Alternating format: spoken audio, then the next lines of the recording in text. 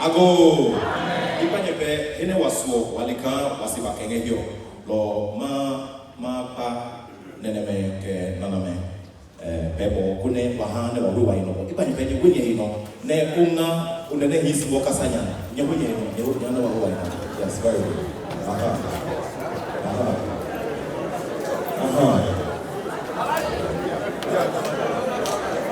Yo, into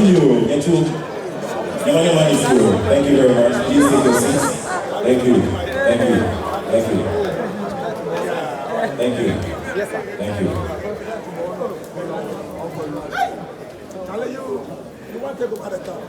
For the fact that you've all been able to spend this much time here, it just goes to tell us one thing, that everybody believes in this idea of taking this state forward. And I think we should all do a big round of applause for ourselves.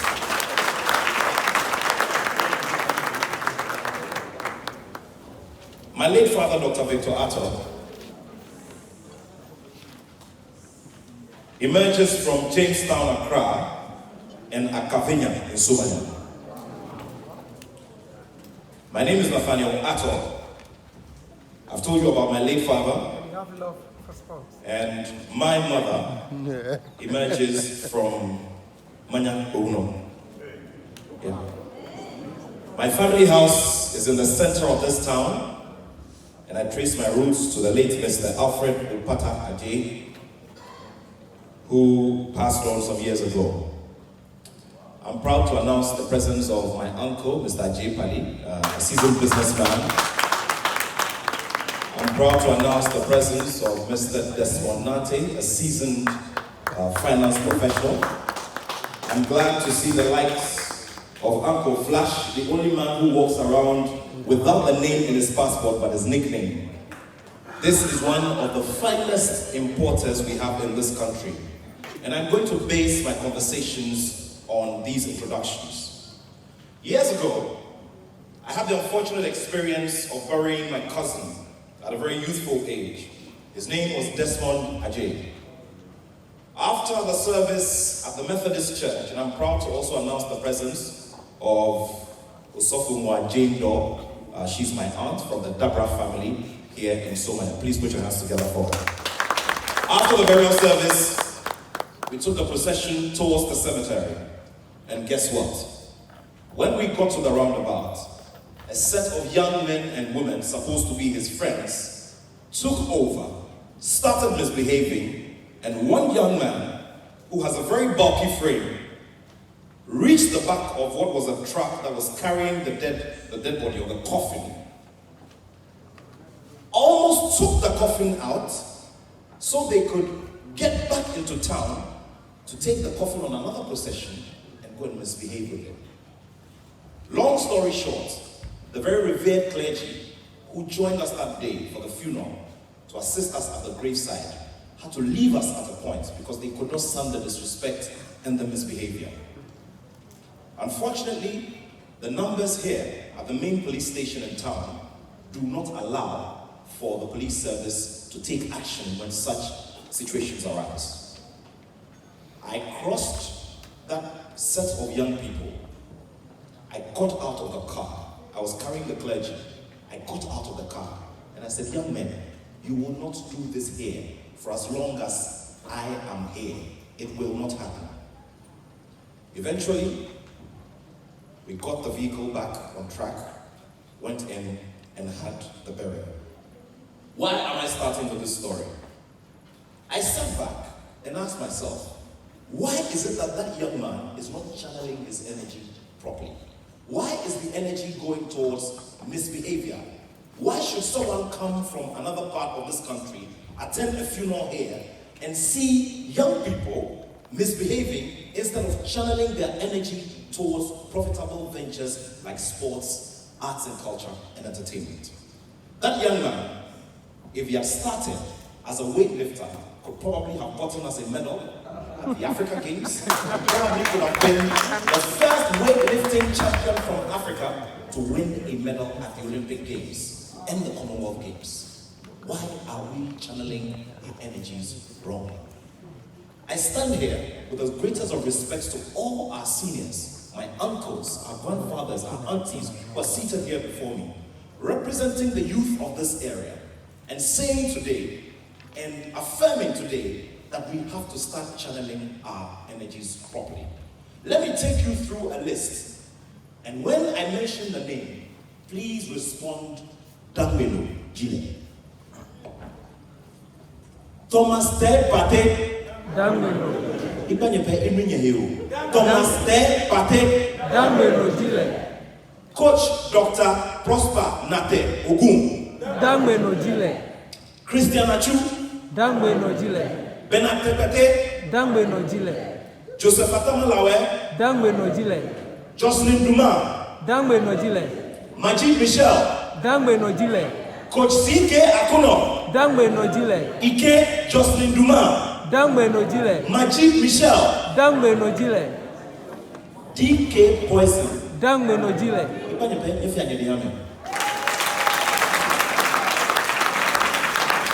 I put together a documentary on DK Poison, and it was during that time that I heard him speak our language with another friend of mine. That was when I got to know his roots. He traces his roots to Adam. This man is Ghana's first world champion in any sport across board. I repeat, DK Poison, David Kote, is Ghana's first world champion in any sport across board. He is of our skin, and he comes from this part of the country. If that is not enough inspiration for us, then I don't know what the definition of inspiration is. I will sum up the list because I know we're tired and we'll have to call it a day here. Let me put together Jocelyn Duma and Majid Michel. Jocelyn Duma's father traces his roots to the Attorh area, same as Majid Michel. Majid Michel speaks Dangme. Jocelyn Duma speaks Dangme.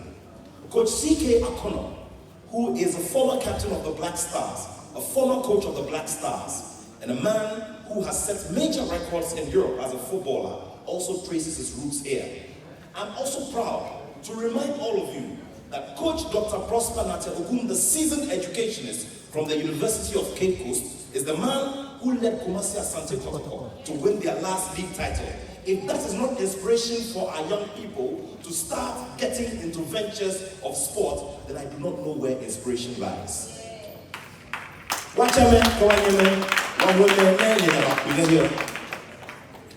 The idea of sports and going into the area just requires a few things. We require talent. And the list I've given you here just goes to affirm that we have the talent here in leaps and in bounds.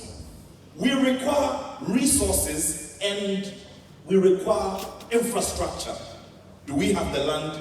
Yes. So we need to get our act right, just like my uncle, Honorable Tepe, told us, in terms of making it conducive for people like Dr. Daniel Macaulay, if he wants to replicate the idea of the Magdan Sports Complex that he has built in the Attorh area here, to make it as easy as possible for him and inspire him and encourage him to build one that is even bigger, because his younger brother Nathaniel Attorh comes from here. Are you putting your hands together for him?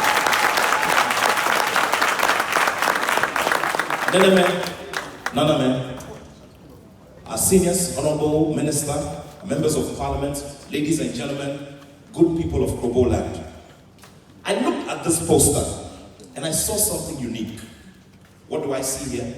I saw beads. What is our signature as a people? Aside the fact that we produce some of the finest sportsmen and women. I'll come to the beads in a few moments. But I see us growing an idea of a community soccer tournament that will be played every quarter. By the good grace of God, I have designed so many concepts and I've helped in the execution of many of the Magdan Sporting Tournament. So we can talk about the Magdan Open ITF Tennis Tournament and the Magdan Community Soccer Project, which goes to different areas of our communities. It attracts bigger numbers than our Premier League. So the question is, can't we start projects such as those here so that we can start attracting the scouts who go to the other areas to scout the younger players, to take them out there, get them trained, so that we can start seeing names of Ghanaian youth serving in our national clubs and also in clubs outside of here. Ghana is the second on the list when it comes to countries that benefit or have the highest numbers of remittances. Nigeria is ahead of us. So you can imagine that you have 10, 20, 30, 40, or 50 of the likes of Thomas Partey and his like and his colleagues remitting their relatives here. Do you know how much foreign exchange or how much of a liquid base we can have as a people here? And do you know how much money can revolve around here for the use within this local economy? Have we asked ourselves that question? Sports is one of the fastest and most effective alternative means of employment. We need to stop bugging all our friends who are there. Yes, we have to bug them because they have to deliver to us. But away from that, we need to start looking at sports as that billion-dollar enterprise which the Europeans have seen years ago, have developed and are selling back to us. Let me look around this hall and you tell me whether you don't own a DSTV box. What do you watch on there? You watch the English Premier League, don't you?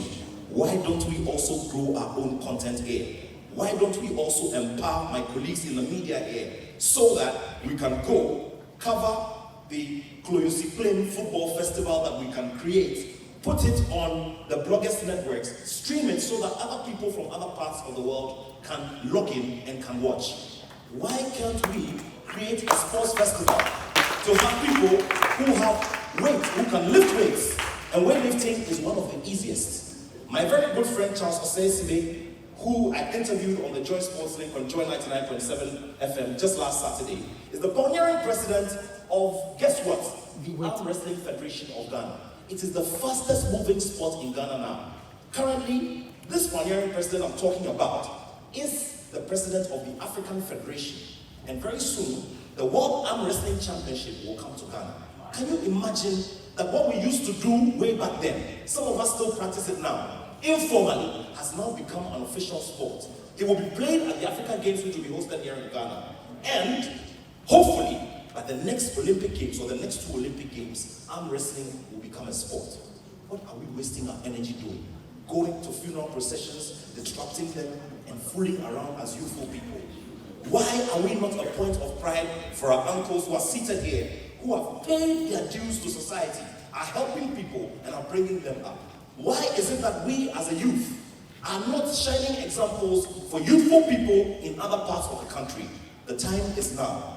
And this is where we have to start digging deep, seeing the elements of our culture as sub-economies and opportunities to create wealth. Let me wrap up on the subject of our beads and our mangoes, which my senior, Stephen Eku, touched on.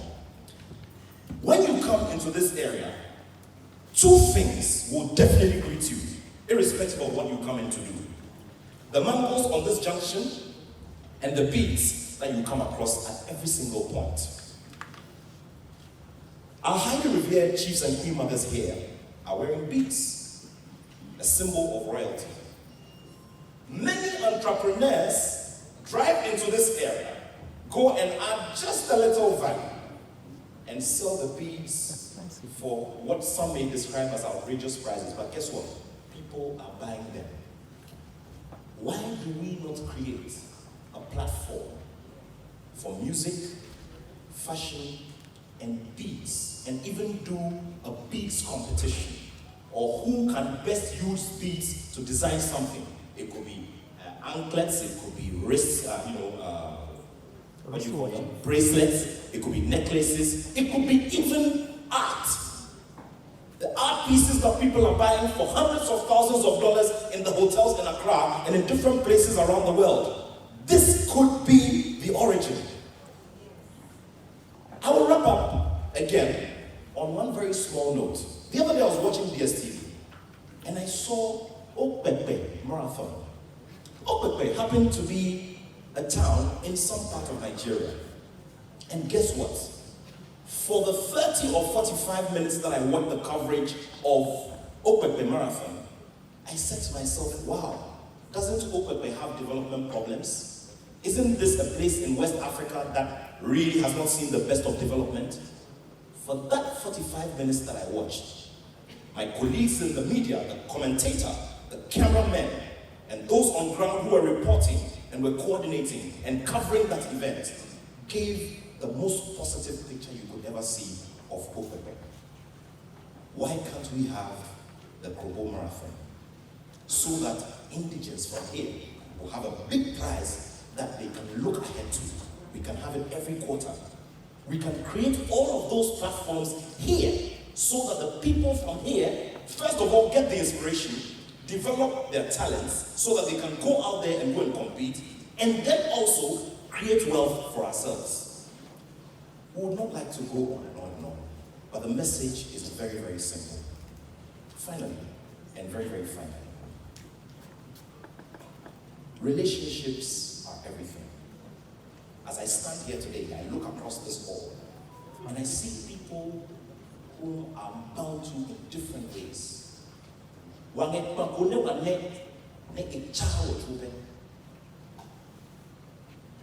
Nuko ma jinuko, nuko nyimi jinuko, dan nuko mwe jinuko, nuko ke nuko yasku, dan nuko ke nuko chuo. Ne leje mapa, ne ichawo tupe. Isa ne wo tupe wa priwa heme, ne wa na leje mapa. Ne wo tupe ke ibasua, ne wa ke blawa nyimi, ne wa twiwa he, ne wo tupe wa nye, ne wa ke ya. Na na de nuko ehese ke. Klo kanio, ikpe ne wo tupe wa. Highly revered chiefs, ladies and gentlemen, our chairman for the occasion has a wife who's a great woman who serves from the pulpit. It only took a poster for me to know that he comes from this place. And he's led an institution, a major institution in the energy sector as VRA. So you see Apostle Liam Kofi go up and inspire people, drag people to the Lord and all of us. We never knew that her husband is a man who comes from this town. So I would like to wrap all of this up by saying that there are big platforms available in sports, arts, and entertainment. It behoves on all of us to see this place as a place where we can develop talent, can grow trainers of trainers, and we can also grow the platforms that are required, make the economic gains from what we grow in the arts and entertainment industries as well as sports. As for the issue of the AstroTurf, the biggest company that builds AstroTurfs in this country is run by Mr. Robert Kuma. Unfortunately, he has a family emergency and could not join our entourage here. Robert Kuma speaks Tamil. He also identifies with this side of town.